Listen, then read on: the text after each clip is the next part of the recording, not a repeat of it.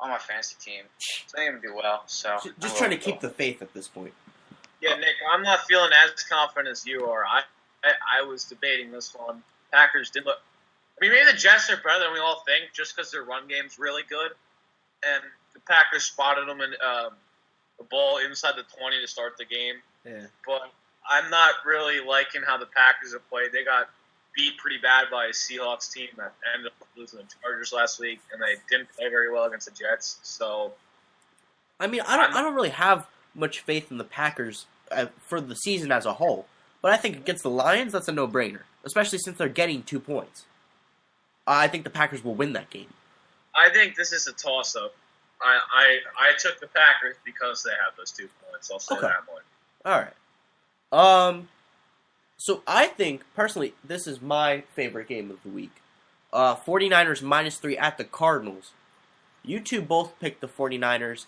I'm thinking the Cardinals will get this one. With their QB, I know he won against the Giants, but come on.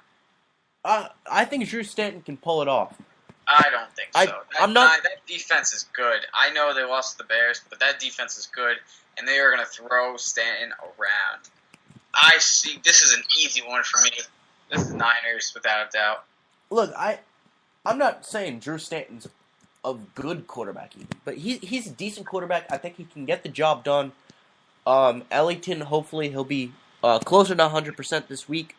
And the Cardinals, you can't no-sell their defense either. I'm not sure if the Cardinals will win this or not, but I think they'll definitely come in within a field goal. And then obviously the huge game of the week is the Broncos plus 4.5 at the Seahawks. We're all taking the Seahawks. Now myself and CB picked the Seahawks to win the Super Bowl. Matt, you picked the Broncos. So what made you? I picked the Broncos. You picked the Broncos. Seahawks. You picked the Broncos to go to the Super Bowl. Oh, go to the Super Bowl. Yes. Sorry. So is this pick solely because Seattle's home? Yeah. Yeah, that's what I thought. Because there's no beating the Seahawks at home. I'm sorry. I think the Cardinals might have done it once, but the 12th man is too strong. So moving on to our suicide pool. We're all still alive, thankfully. I have the Texans this week against the Giants. I think they're going to demolish the Giants, and I don't like the Texans this year, so figure get them out of the way. CB has the Patriots. You hate them so much you thought the Raiders were going to beat them. No, I like the line with the Raiders. I wasn't sure they were going to win, but I love Derek Carr. Like a 2-point spread. I thought they were going to come within a field goal. All right. So CB has the Patriots this week. Who are the Patriots playing, CB? The Patriots are playing Oakland this week. Okay, so hopefully my boy Derek Carr gets the job done. If you guys have not noticed already, I do have a huge man crush on Derek Carr because he is going to be a stud one day in this league. And Snowball has the Colts against the Jaguars. A classic strategy, picking whoever goes against the Jaguars. I like that strategy a lot. The Colts are favored by 7.5. Although I would like to see the Jaguars. And it's in Indy, I'm pretty sure. No, it's actually in Jacksonville. It is in Well, they don't really have home field. Yeah, it really doesn't matter. I mean, Toby Gerhart has had... Pool, does that count? Huh? The pool not count? Those things are sick. Yeah. I love those pools. They showed them. Everbank Field is really nice. But I mean, Toby Gerhart, their starting running back is averaging 2 yards per carry. And I have him in fantasy too. Yeah, 25 carries for 50 yards, no touchdowns. That's the Jaguars for you. I don't even need to say more. We're gonna run through college football real quick. Huge upset tonight. Indiana beat Missouri, 31-27. Number 18 Missouri, by the way, beaten by unranked Indiana. Thursday night, Nick Marshall and Auburn beat number 5 Auburn beat number 20 Kansas State 20-14. And we had number 21 BYU. They're 4-0 now. Beat Virginia 41-33. Number 19 Wisconsin demolished Bowling Green 68-17. Michigan State beat Eastern Michigan 73-14. Kenny Trill and number 6 Texas A&M 58-6 over SMU. Alabama, Florida. This was actually closer than I thought. I thought Alabama would score way more than this on Florida. 42-21. I mean, I know that's huge. But that game was 20-21 at one point too. What was that?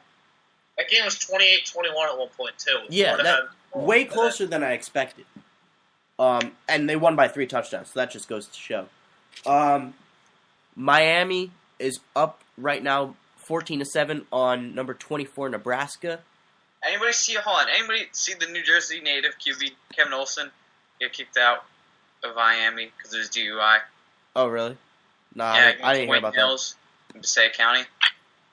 Nope. He got a DUI. His brother's Greg Olsen. So. Oh, okay. Number 14 South Carolina is down 14-10 to Vanderbilt. Really? Yeah. Wow. There's about 2 minutes left in the second quarter in that one. Mississippi State. Spurrier's not happy about that. Yeah, unranked Mississippi State is up 17-3 on number 8 LSU in halftime. I heard Mississippi State was actually pretty good. Yeah, I always like Mississippi State. I think they're like one of those. They're a teams. very underdog team in the SEC. No one really talks about. They're always good, very quietly. They're good for one upset a year. Yeah, so let's hope this is the upset of the year. Well, I think the upset of the year so far was Indiana over Missouri today, but that could easily pass that up. Right now, number 4 Oklahoma is tied with West Virginia midway through the second quarter. And right now, we were talking about Florida State earlier, is up 3-0 on Clemson. 5 minutes left to go in the first quarter. My Georgia Bulldogs destroyed Troy. I don't even know where Troy is. 68-0. I think it's either in Ohio. Troy's in Georgia, I'm pretty sure. Whatever. Georgia? Do you know who went there? Do you know who went there? To Troy? Ozzie Umenyiora and DeMarcus Ware. I think they were there at the same time. Well, you see, they're not quarterbacks, so I don't really care. Once there's a stud quarterback coming out of Troy, then I'll figure out where it is and know all the facts about it. Coming up at 10:30 tonight is number 2 Oregon facing off against Ryan Leaf's alma mater, Washington State. So that will not be a good game at all, but just have to let you know that it's happening. We'll keep you posted on Florida State, Clemson, Oklahoma. I lied. Troy's in Alabama. What was that? Troy's in Alabama. I lied about that. Okay, Troy's in Alabama. Clearly not nearly as good as Auburn and Alabama, but they're in Alabama. So we have the hometown roundup now. CB, I'm going to let you start this one off for baseball. Well, the Mets right now are playing the Braves. They're up 3-0. They got a big boost from a 2-run homer from Dilson Herrera in the second inning. He just got hurt, Herrera. I think he hurt. It looked like he came up, hit a ground ball at shortstop, in the shortstop pole. Beat it out for an infield single, and as he was pulling up past first, it looked like a quad or a groin on his right leg to me. I had the game on him behind me. I was quite in shock. He was a Mets prospect who came up this year when Daniel Murphy got hurt. He's 20 years old, supposed to be better than Murphy in the future, but he hurt himself. Probably going to be enough to keep him out for the rest of the season. John Neese is on the mound today for the Mets. So far, 5 1/3 scoreless innings. The Mets were officially eliminated yesterday, although they got a 5-0 win with 6 shutout innings from Zach Wheeler. The Mets will finish up their series with the Braves tomorrow. And the Yankees tonight are playing the Blue Jays, or actually they already played the Blue Jays, excuse me. Marcus Stroman beat Chris Capuano 6-3. The Yankees fell to 79-75 on the year. The Mets, believe it or not, have a better run differential. If you include today's game, they just got above the positive run differential for the season again. They're still 6 games under 500. So the Yankees, I believe, are in the minus 20s or something like that, for those of you who care about advanced stats like that. But that's pretty much what's been going on in baseball. The Yankees will finish up their 4-game series with the Blue Jays tomorrow. So, Snowball, I'm going to let you have your moment of glory and talk about your Giants and the New York Jets. All right, so the Giants this week, they were playing in MetLife, second straight time in a row, playing Houston. As you know, Walter Thurman was placed in the IR this week, and so was Janelle Jernigan. So they're both done. Should be interesting. This is really a make or break for the Giants. They go 0-3. It's going to be a long season for Giant fans. The Jets, I had the Jets. I just lost it. I believe the Jets, I have to check quickly who they're playing. They're playing the Bears Monday night. Okay, they're playing the Bears Monday night. And this should be interesting. It's obviously going to be in Soldier Field. I'm interested to see what happens here. This is real competition, both offensively and defensively for New York. We'll see how they handle them. We'll really have a good chance to see if the Jets are really for real. And also Rutgers today. Rutgers played Navy today. They got the win, 31-24. Gary Nova, he had like 5 picks last week, so no picks today, but didn't have a touchdown either, and only threw for 150 yards with 14 attempts, 11 completed. But he did run in 2 one-yard touchdowns today. And the other touchdowns for Rutgers were 2 rushing touchdowns, one from Paul James and the other from Justin Goodwin. But Goodwin had a good game with 26 carries for 104 yards. So Rutgers is now 3-1. They are only one in the Big Ten though, and so it'll be interesting to see what if they can keep a record over 500, because that's really their main goal, is kind of stay over 500. They play Tulane next week at 12 in the morning, in the afternoon, and then their first real competition after that is going to be against Michigan. It's in Rutgers though, but it is against Michigan at a High Point Solution Stadium. And they'll be playing against New Jersey native Jabril Peppers.